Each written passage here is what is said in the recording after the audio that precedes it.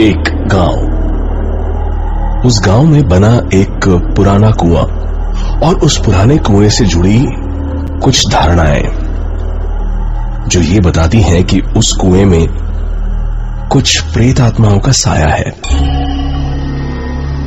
पहले ये कुआं गांव के बीचों बीच था, पर जब धीरे धीरे गांव से लोग गायब होने लगे तो उस कुएं की गहराइयों को भी तलाशने की कोशिश की गई, लेकिन जो भी उस कुएं के अंदर गया वापस नहीं आया।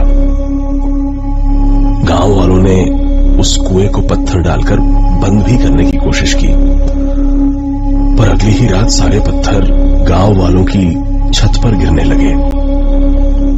ऐसा लगने लगा जैसे पत्थरों की बारिश हो रही हो, और अगली सुबह वो कुआं फिर से पत्थरों की जगह पानी से भरा था।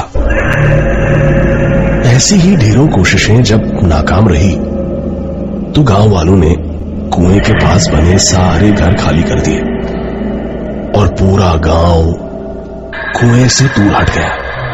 पर कुआं अब भी गांव के रास्ते में खड़ा था,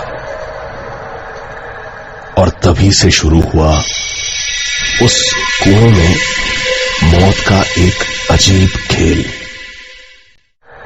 और तभी से शुरू हुआ उस कुएं में मौत का एक अजीब खेल। कोई है? कोई है? निकालो मुझे यहां से। कोई सुन रहा है? मदद करो मेरी। कोई है? आवाज उस कुएं से आ रही थी जो वहां से गुजर रहे पवन ने साफ साफ सुनी। शायद कोई उस कुएं में गिर गया है, ये सोचकर पवन उस कुएं के पास चला गया और घबराते हुए बोला, कौन है वहां? मैं पास के ही गांव का घनश्याम। निकालो मुझे यहां से, जल्दी करो, दम घुट रहा है मेरा।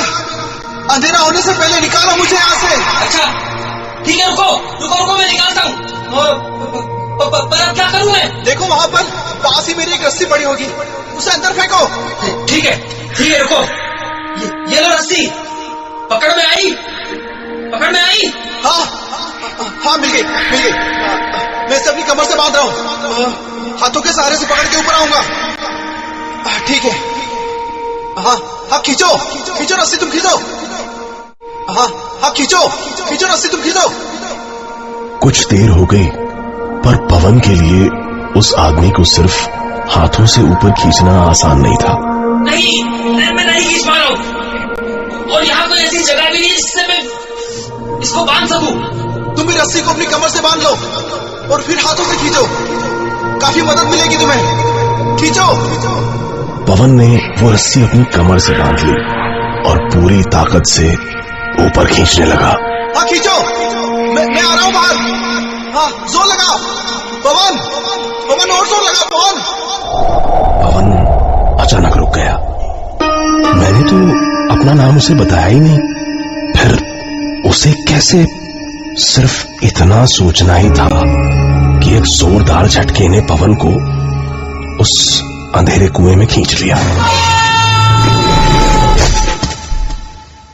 उस दिन के बाद किसी को पता नहीं चला कि पवन कहां गया। कुछ दिन गुजर गए, तभी वहां से गुजर रहे एक बूढ़े राहगीर को उस कुएं से एक आवाज सुनाई दी।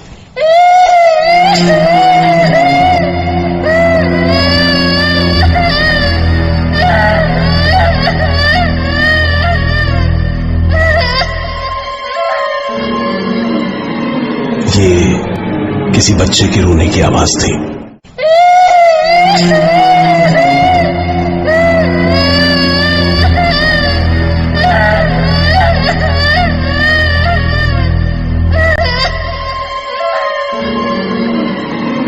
ये किसी बच्चे के रोने की आवाज थी।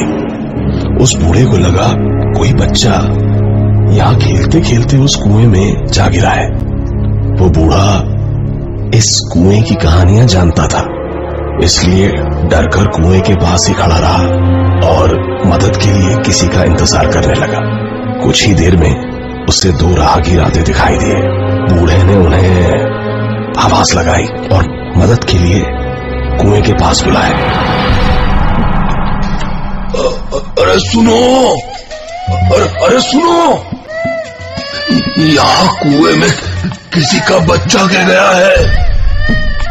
अब मेरी मदद करो उसे बाहर निकालने में। यहाँ कुएं में किसी का बच्चा गिर गया है। अब मेरी मदद करो उसे बाहर निकालने में।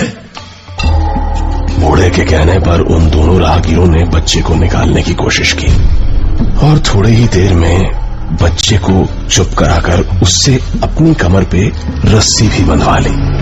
बच्चे को बाहर खींचना आसान था और आसानी से ही बच्चा कुएं से बाहर भी आ गया। वो कुछ 7-8 साल का बच्चा रहा होगा। दोनों राहगीर और वो बूढ़ा खुश थे कि उन्होंने एक बच्चे की जान बचाई। धन्यवाद बेटा, आज तुम लोग नहीं होते तो पता नहीं क्या हो जाता। तभी एक राहगीर ने कहा, अरे नहीं, इसे हमने नहीं, आपने बचाया है। हाँ बेटा, क्या नाम है तुम्हारा? संतोष। कहाँ के रहने वाले हो तुम? माँ कहाँ है तुम्हारी? माँ नहीं है। अच्छा, पर तुम्हारे बाबा तो होंगे ना बेटा, कहाँ हैं? उस बच्चे ने राहगीर को हंसते हुए देखा और उस बूढ़े की तरफ उंगली उठा दी और उस बूढ़े की तरफ उंगली उठा दी। उस दिन के बाद वो राहगीर भी गायब हो गए। कहा जाता है कि आजादी से पहले इस गांव में बहुत शातिर ठगों की टोलियां रहा करती थी, जिन्होंने कई बार वहां के लोगों और अंग्रेजों को ठगा था। पर एक दिन अचानक अंग्रेज सेना ने गांव पर हमला कर उन ठगों की टोलियों को खत्म कर दिया और मारकर सभी को उस कुएं में डलवा दिया। तब से उन ठगों की आत्माएं आज भी अलग अलग तरीकों से लोगों की जिंदगियों को ठग रही हैं। आज भी उस गांव में उस अंधेरे कुएं का मुंह खुला हुआ है और आज भी कोई मदद को पुकारता है। कोई है वहां? कोई सुन रहा है? Download more from wapsip.com, wapsip.com